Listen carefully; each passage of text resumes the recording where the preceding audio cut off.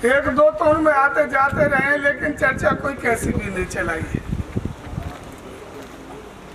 और चलो कोई बात नहीं है, जनता का काम तो चींटियों की तरह से फटाफट हो जाता है, ये बात सत्य है। लेकिन अब इस जिम्मेवारी को आप किस तरह से लेंगे, समझदार सब हो ही हो। घर में भी कथा हुई है तो उसमें भी जिम्मेवारी देते हो। छोटा सत्य है कि दैहिक दैविक भौतिक तापा, तीनों तापों को, ये तीनों त्रिशूल को, शूल को ये नष्ट करने वाली यज्ञ है, इसमें कोई संदेह नहीं। जो भी अच्छे पढ़े लिखे हों वो तो जानते ही हैं, लेकिन जो पढ़े लिखे भी नहीं है वो भी ये जानते हैं।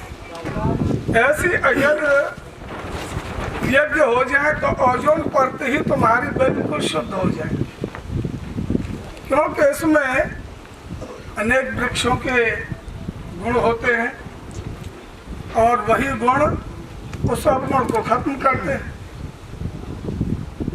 तो मैं बस यही चाहता हूं कि समय थोड़ा है, जहां हमारा तुम्हें प्रयोग की जरूरत है, कहीं कैसे भी कुछ भी हो हम तैयार हैं। और आपको जैसे भी जरूरत है कि मेरी यहाँ पर जरूरत है और मेरे बगैर ये कार्य होगा नहीं, तो आप बिना बुलाए अगर आ जाओगे तो कोई बेइज्जती नहीं, सब हमको बुलाया जाए नहीं, ऐसा कोई विचार मत सोचो। और निभाना है, ऐसे से ही मतलब नहीं, निभाना है। और ये यज्ञ मैं तुम्हें बता रहा हूँ कि कलयुग की पहली यज्ञ है, कलयुग की। पहले शायद है कि मैंने थोड़ा गहन अध्ययन किया है कि युधिष्ठिर ने की है 1111 की, शायद है ऐसा कुछ। उसके बाद में यह यज्ञ नहीं हुई।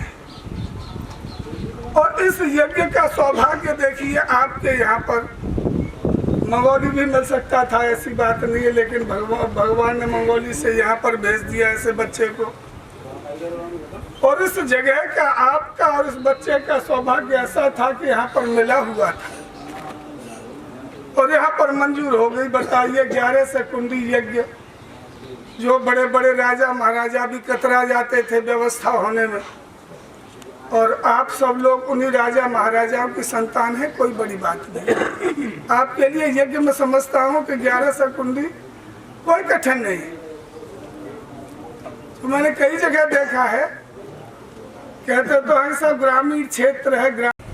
सुबह 6 बजे ही 2 ट्रैक्टर ट्रॉली लगा करके लगभग 200 मन गेहूं इकट्ठा कर लिया, और जो भी रसीद हम ले गए थे, 2 रसीद भी कट गई, स्वामी जी के यहाँ जमा कर दी। 2 टन का गेहूं यहाँ पर इकट्ठा आ गया।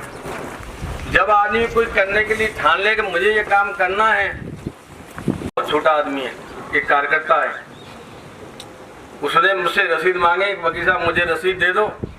मैंने उसको 100 पर्ची की रसीद दे दी। उस बंदे ने सुबह 6 बजे 7 बजे ली और शाम 7 बजे तक अपनी रसीद बुक में रिकॉर्ड तोड़ 40,000 रुपया इकट्ठा करके स्वामी जी के समर्पित कर दिया। 40,000 रुपया। फिर उसका शाम को फोन आया, आज सुबह मैंने पूछा कितने हो गए, कि सर 10,000 इसमें भी हो गए। तो जब एक आदमी ठान ले, घर घर जा रहा है, घर घर मेहनत कर रहा है, 50,000 रुपया मात्र एक आदमी ने इकट्ठा कर लिया, तो आप तो बहुत सक्षम है, वो तो सक्षम भी नहीं है। कहाँ निवृत्ति लाल है क्या भाई? ये खड़ा सा आदमी है और 50,000 रुपये इकट्ठा कर लिया अपनी मेहनत से, घर घर जा करके। 40,000 महाराज जी को जमा करेगा, 10,000 इसी जेब में रखा है अभी भी। हमारे का बोले मैं इसको भी भर लूंगा साहब। तो बताइए, जब इस तरह से आप सब ठान लें, जरूरत है दृढ़ संकल्प करने की कि हमको ये काम करना है, तो उसमें डिस्कस करें कि क्या करना है, क्या कमी रह गई हमारी, और इस काम को अब जल्दी से जल्दी संपन्न कराने का कष्ट करें।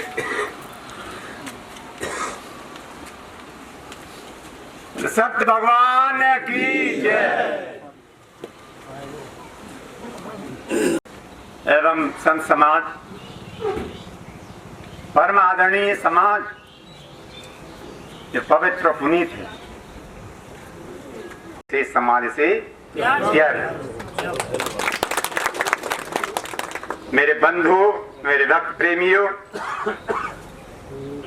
जिस मानव को समाज की सेवा करने का अवसर नहीं मिलता हो वो अभाग्यशाली है प्यारे।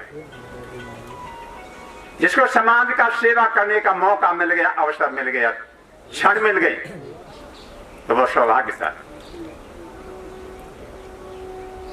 सूरत तो मिट जाते हैं, कीरत कबहू न जाए। सूरत तो मिट जाते हैं, कीरत कबहू न जाए, और कीरत तो बिन पंखन उड़ जाए। बंधु, सूरत चली जाती है लेकिन कीर्ति जो है बिना पंखों के उड़ जाती है। ये आज यहाँ इस क्षेत्र का यज्ञ संपूर्ण हिंदुस्तान का एक अध्याय नहीं बल्कि एक अध्ययन, एक शास्त्र बनना चाहिए। एक इतिहास नहीं, एक अध्याय नहीं, एक शास्त्र बनना चाहिए। सुमत कुमत सबके और बसही, वेद पुराण निगम सब कहीं। मेरे प्यारे बंधु, सुमति और कुमति सबके हृदय में विराजती है। सुमति हो जाए वह संपत्तियों के भंडार है साहब, और जहाँ कुमति है वहाँ विपत्ति ही विपत्तियां हैं साहब। आपकी सुमति एक साथ रहने वाली है, एक साथ रहने निराली होती है। सतयुग से आज कलयुग तक ये साक्षी है। रामचरितमानस में बाबा तुलसी ने एक बात कह दी संतों के विषय में, महापुरुषों के विषय में। विदे हरे हर कवि कोविद बानी, विदे हरे हर कवि कोविद बानी, और कहत साध महिमा सब जानी। बंधु, विधि माने ब्रह्मा जी, हरि माने विष्णु जी, हर माने महादेव, कवि माने कबीर, जहां रवि नहीं जाए वहां कवि चला जाता है। कोविद माने विद्वान, इनकी वाणी ब्रह्मा विष्णु जाएगा। ठीक, एक तो धन का भी संग्रह करना है, अन्न का भी संग्रह करना है, दोनों तरह के संग्रह करने। उसमें दूसरा एक सुझाव, मित्रों, हजारों साल से बहुत लोगों ने संघर्ष किया, उसके बाद में माननीय न्यायालय ने जजमेंट दिया और राम मंदिर का रास्ता साफ हुआ। और विश्व हिंदू परिषद इसकी अगुवाई कर रही थी। विश्व हिंदू परिषद से बहुत सारे ऐसे लोग जुड़े हुए हैं जो अकेले 4-6 लोग मिलकर के राम मंदिर का निर्माण करा सकते थे, परंतु विश्व हिंदू परिषद ने अभी 2 वर्ष पहले आप और हमसे घर घर जा करके 10 रुपए का, 5 रुपए का, 100 रुपए का, 21,000 का, 31,000 का, लाखों रुपए का लोगों ने संग्रह दिया, और मेरे और आपके संग्रह से वो राम मंदिर का निर्माण होने जा रहा है। तो जैसा कि अभी महात्मा जी ने कहा था कि प्रत्येक गांव का और प्रत्येक घर का सहयोग मिलना चाहिए। तो जो हमारी 11 निवृत्तिलाल कुशवाहा जी का जो उदाहरण दिया था, हम सब लोग लगेंगे तो वो परिणाम अच्छा आ जाएगा। और इस संग्रह के लिए हमें एक तिथि तय कर लेनी चाहिए कि हमें 25 अप्रैल तक, उससे हो सकता है कि बगीचा और कम थोड़ा सा समय लिया जाए, कम ले, कि हम 20-22 अप्रैल तक ये संग्रह का काम करके पूर्ण कर दें, जिससे कि बाकी के अन्य कामों को हम प्रारंभ कर सके। मात्र 7 दिन का समय हमें रखना चाहिए। दूसरी बात, उसके बाद एक महात्मा जी हैं मैनपुरी के, मैं कभी कभी जब मैनपुरी जाता हूं तो उनसे मिलता रहता हूं। उनका मुझ में फोन आया, भाई तुम्हारे यहाँ 1100 कुंडली महायज्ञ हो रही है। मैंने, महाराज जी आपका निमंत्रण पहुंचेगा। कैलाश मंदिर के महंत हैं निर्मल गिरी जी, उनका मुझ में फोन आया, अरे पौनिया जी तुम्हारे क्षेत्र में इतना बड़ा कार्यक्रम हो रहा है। भैया मतलब व्याकुलता है लोगों में कि कब हमको विधिवत निमंत्रण प्राप्त हो। और अभी जो हमारे पास मात्र 70 कुंडली हमारी बुक हुई है, जो आरक्षित हुई है, मुझे लगता है कि जब हम सब लोग मिलकर के निकलेंगे तो 1100 भी कुंडलियां कम पड़ जाएंगी। मैंने शहर में भी बहुत लोगों से चर्चा पर चर्चा की है। एक तिथि सबसे ज्यादा इस यज्ञ में चाहिए। यज्ञ में इसलिए चाहिए कि यातायात की जो व्यवस्था है वो रूट भी फाइनल हो जाए।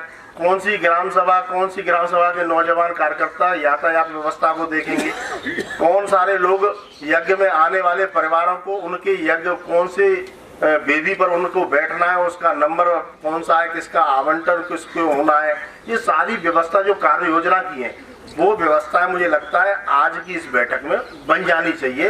अगले 7 या 10 दिन बाद उन योजनाओं के, उन व्यवस्थाओं के